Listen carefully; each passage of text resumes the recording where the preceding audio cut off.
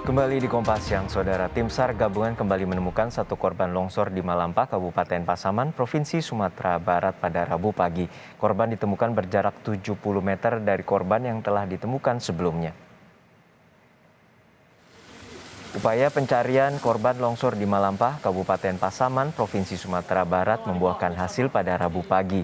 Namun, akibat keterbatasan alat, upaya evakuasi berlangsung cukup lama. Dengan alat penggalian sederhana, tim SAR gabungan mengeluarkan jenazah korban yang tertimbun pada kedalaman 3 meter.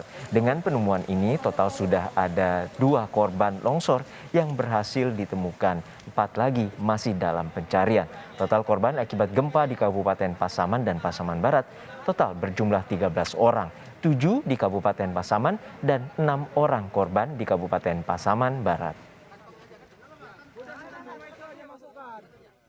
Korban berjenis kelamin laki-laki telah ditemukan kembali di lokasi longsor Malampah, Tigo Nagari.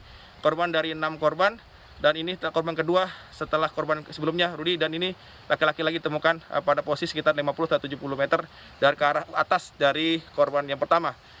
Tim Basarnas, TNI, dan Polri dan juga bantu masyarakat mulai mengerjakan tadi mulai pukul 06.30 sekitar 3 jam lebih untuk mengevakuasi korban dikarenakan tanah yang cukup liat dan juga cukup pekat dan juga banyak longsoran terjadi dan material batu dan kayu. Jadi kebetulan kita menggunakan alat manual, menggunakan tangan dan juga menggunakan cangkul. Sementara itu, 3.000 paket bantuan Presiden untuk korban gempa tiba di kantor Bupati Pasaman Barat Selasa sore. Bantuan disalurkan untuk 2.000 keluarga di Kabupaten Pasaman Barat serta 1.000 keluarga di Kabupaten Pasaman. Tidak untuk perorangan, bantuan berisikan bahan pokok, roti, hingga minuman yang akan disalurkan dengan sistem satu paket untuk satu keluarga.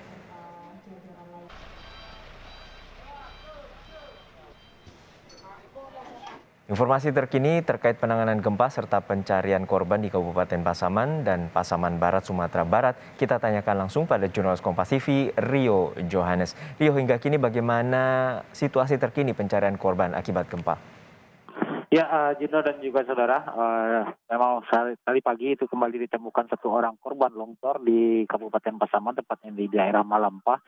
Ini dari hasil identifikasi yang telah dilakukan di rumah sakit itu didapati bahwasanya korban merupakan Suar, umur 56 tahun, yang merupakan warga Guguk Saparayu Malampah, Kabupaten Pasaman.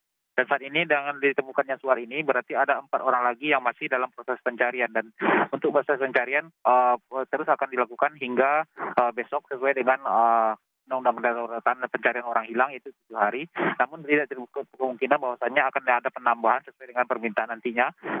Untuk pencarian dan untuk percepatan pencarian ini Polda Sumbar juga berencana akan menambah jumlah anjing pelacak agar memudahkan petugas di lapangan dalam melakukan pencarian korban yang 4 yang masih dinyatakan hilang ini. Demikian, Juno. Ya Rio, lalu hingga saat ini bagaimana kondisi para pengungsi? Apakah kebutuhan mereka telah tercukupi? Ya, untuk kebutuhan pengungsi memang silih berganti, bantuan terus berdatangan, dan untuk kebutuhan sehari-hari makan dan makanan ringan itu sudah mencukupi. Tapi memang untuk menjadi kebutuhan yang sangat penting sekarang yang masih kekurangan adalah kebutuhan untuk makanan bayi dan juga hasil ibu menyusui. Ini kebutuhannya masih kurang.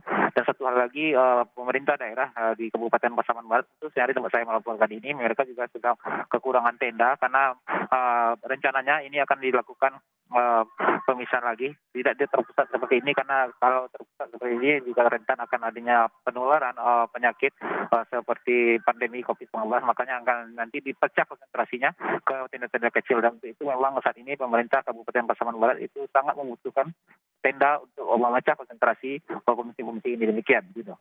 Ya, Rio, hingga saat ini apakah pemerintah sudah melakukan pendataan terkait dengan kerugian akibat gempa dan juga melakukan rencana melakukan rehabilitasi? Ya, untuk masalah ganti rugi memang sini saya juga sangat menyayangkan hal ini, karena memang pemerintah kabupaten terlihat sedikit lamban. Hingga hari ke-6 ini belum ada data yang konkret tentang klasifikasi kerusakan di daerah Kabupaten Pasaman Barat ini. Dan hari ini memang direncanakan sesudah jalan hari ini baru akan dilakukan pendataan klasifikasi dengan melibatkan untuk teknis dari Universitas UNP dan Universitas Andalas Padang turun ke lapangan untuk melakukan klasifikasi data kerusakan, apakah kategori untuk menentukan kategori rusak berat, ringan, dan sedang. Itu baru akan dilakukan pada hari ini. Dan untuk ganti rugi memang itu sesuai dengan rapat koordinasi yang sudah dilakukan dengan BNPB. Ini untuk nantinya rumah yang masuk kategori rusak berat itu akan ditanggung biaya pengganti rugiannya oleh pemerintah pusat. Sementara untuk rumah yang rusak sedang itu biaya penggantiannya ditanggung oleh pemerintah provinsi Sumatera Barat dan rusak ringan itu ditanggung oleh pemerintah kabupaten. Demikian, Juno. Baik, bantuan bagi para pengungsi cukup penting juga bagi makanan bayi hingga tenda bagi para pengungsi yang saat ini masih mendiami posko pengungsian dan juga proses ganti rugi dan rehabilitasi yang akan dilakukan oleh pemerintah setempat. Terima kasih rekan Rio Johannes dari Pasaman Barat, Provinsi Sumatera Barat.